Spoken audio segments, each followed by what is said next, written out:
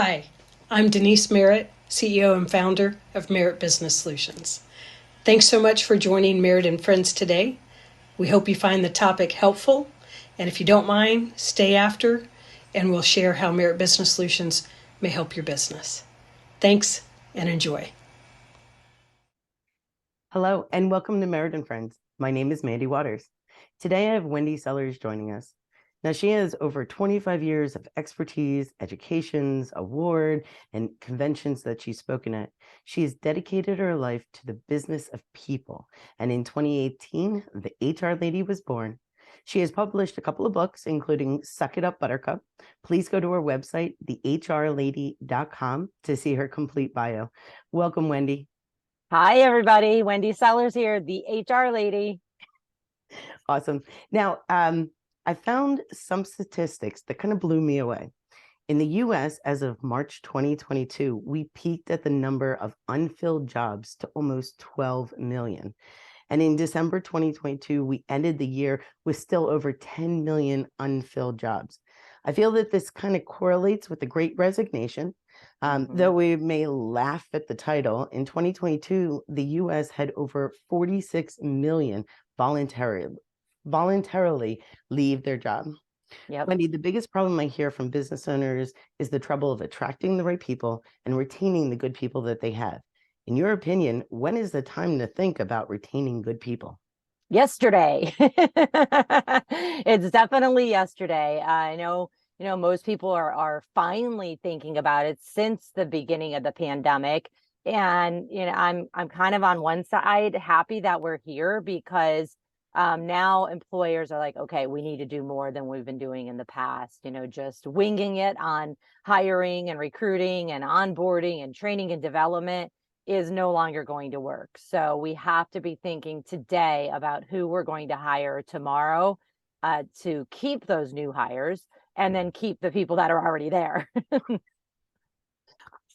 Wendy, I am so grateful to have your experience here today to speak about onboarding. First, what is the necessary paperwork that needs to be signed and stored and reported on for new hires? Sure. Thanks for asking. The interesting thing is that legally, there's really not a heck of a lot of forms. There's really, in most states, just two forms, which is the tax form and then your legal verification of the right to work in the United States, which is the I-9 form. Everything else, though, is voluntary. And I, as the HR lady, say, let's just cross that off and say it should be mandatory because it just makes things easier for the new hire and the management team moving forward. So you should have some kind of offer letter. I don't even care if you put it in an email, but the employee, the future employee, and the management team should have their expectations set. Hopefully you have a job description set to that too. And then, we review it and everybody signs and agrees. Your tax form so that your company can create a W-2 for the end of the year for you to do your federal and state taxes. The I-9s, again, that's usually when you ask for ID, certain forms of ID to say I have the right to work in the United States. Hopefully you have also direct deposit as an option for your employees. Just know in some states, in many states, actually, it's not legal to mandatorily make people take direct deposit. So look up your state laws. Then you should have just a lot of personal information from the employee, such as their address, their date of birth, their gender orientation, things like that. As you are going along in the employment process, at one point you wish you would have asked somebody for information so that you can collect data and start doing analysis and saying, okay, what are we doing right and what are we doing wrong with our recruiting? Most companies, I will just say for the purpose of this training today, 99% of companies need workers' comp. If you're a very, very small company in many states, like under 5 employees, you may not need it. I say don't even think about that because even if you have it or not, you're still liable if somebody gets injured. Health insurances, any kind of insurances, any kind of benefit information that the employee needs to enroll in, you should be getting that on their first day or even if you can get it ahead of time. Disability, so you can comply with the ADA, non-disclosures agreements, and so on and so forth. And then, of course, if you have any kind of handbook, please provide your new hires with the handbook. But nobody reads the handbook, folks. So make sure you sit down with them and go over it, especially the main parts, which the entire book should be mandatorily read and understood. But know that if you're just giving them a handbook to sign, they're going to sign it and say they've read it, and they probably haven't. Isn't that the truth? No, this seems like a pretty simple list. And in many of your podcasts and your posts, you talk about how onboarding should start, or engaging the employee should start before day one. What do you mean? So, in many cases, employees are leaving another job. So most employees give a couple weeks notice to the new job. Well, if they're giving 2 or 3 weeks because of whatever agreement they made with that company, you don't want to lose their motivation and their excitement because they're not starting with you now for 2 weeks, or they're relocating, or whatever it might do. Some people say, I'm going on vacation, then I'm going to start the new job. You want to keep them excited and interested. And so if they're not starting, within a couple days, you should make sure you have a scheduled out plan of like, hey, here's what's going to happen day one. So now they're excited. Oh, my employer actually has a day planned for me.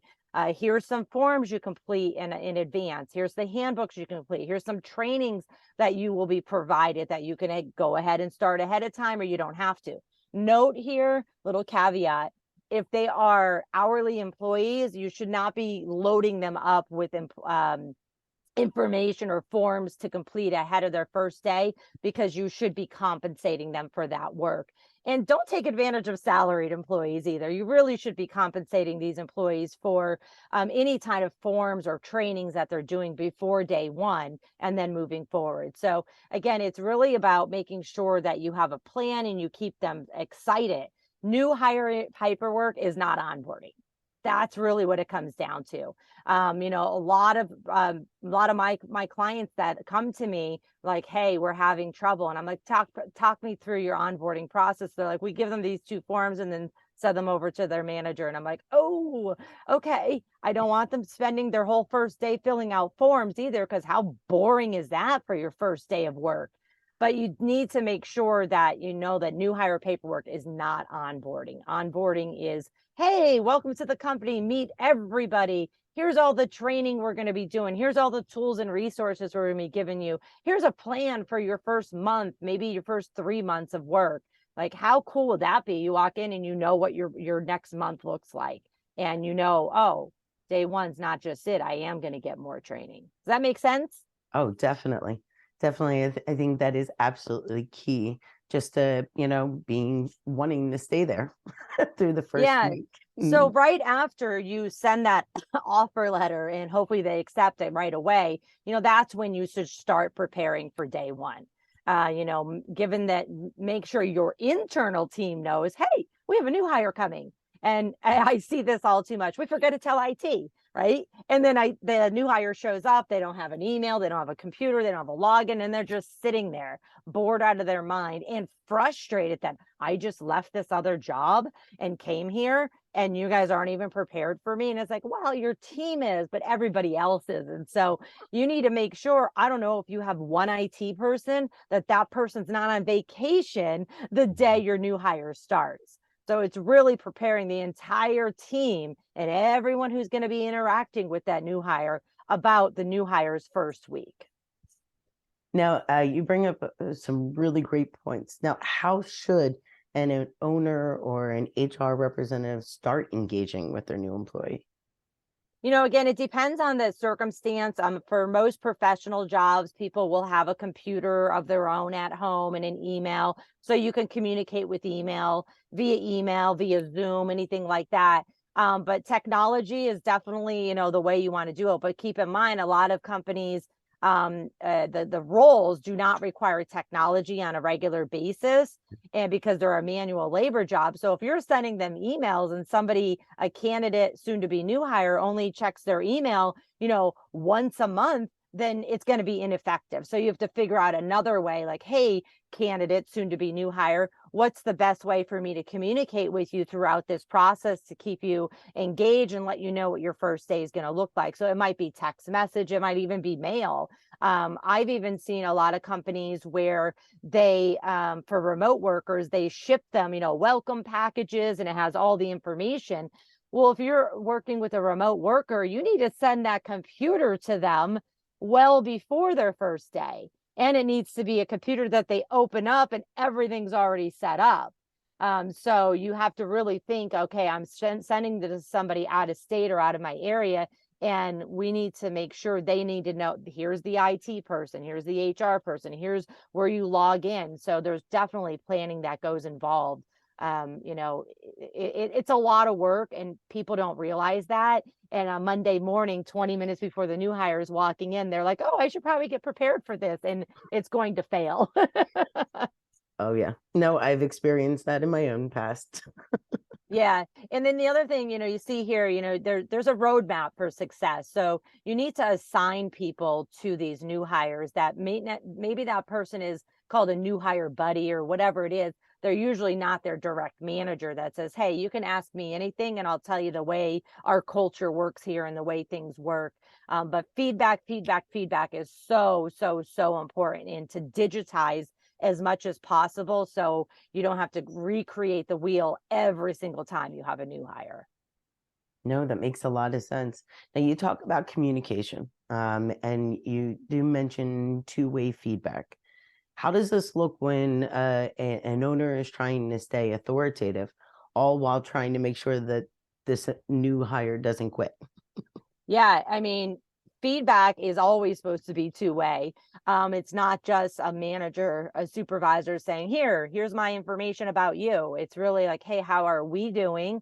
How are we doing as a team? How are you feeling? Do you feel comfortable here? I have one friend of mine who started at a company who they had this great roadmap for success, and it was a unique culture, and it was expected that the new hire was going to be confused.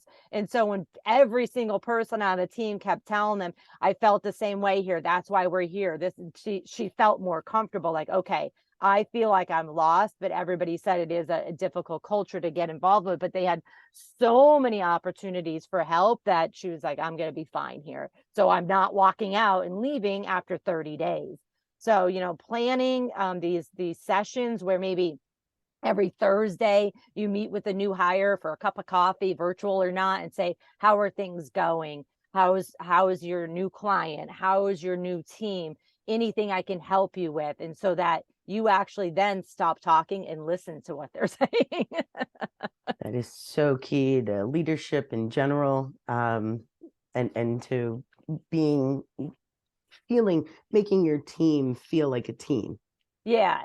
And, I like to have a plan, so a 30, 60, 90-day plan. For some roles, it might be 90 days. For some roles, it might be 45 days. That, like, here's what your job's going to look like over the first 45 days. I'll just pick 45 days. And that you can have and these days we're going to meet and talk about this skill. On these days you're going to meet with this person and learn some cross training on other departments and how your role affects that other department. You're going to attend these client meetings on silent, or you're going to be part of it. And then we're going to go through your job description maybe every week, every 2 weeks, and say, all right, what are you not comfortable with moving forward, so that we can now get you the training or talk to somebody else who helped develop that, so then you can understand it from another aspect. So very, very important to, have that 30, 60, 90-day onboarding plan. It's going to be different for every role. And then allowing those employees to share concerns so that they know, okay, my manager is interested in me and I'm not feeling 100% comfortable, but they're okay with that because they're not expecting that. Or they're not okay with that, and I might need some more training, or maybe, a development program that I've never been part of before. Oh, that is so useful to whether it's a company of 4 people or a company of 100 people. Just making sure that, their team is all together and feeling comfortable. Yeah. I apologize, Wendy. I know this topic is a lot more than just a 10-minute conversation. Oh, yeah. But this is all we have for today. Thank you so much for your time. And I look forward to having you back on Merritt and Friends for another topic. And thank you so much for joining us today. Please feel free to go to thehrlady.com, check out Wendy Sellers. And if you have any questions, make sure that you ask. Have a great Take one. care. Bye, everybody.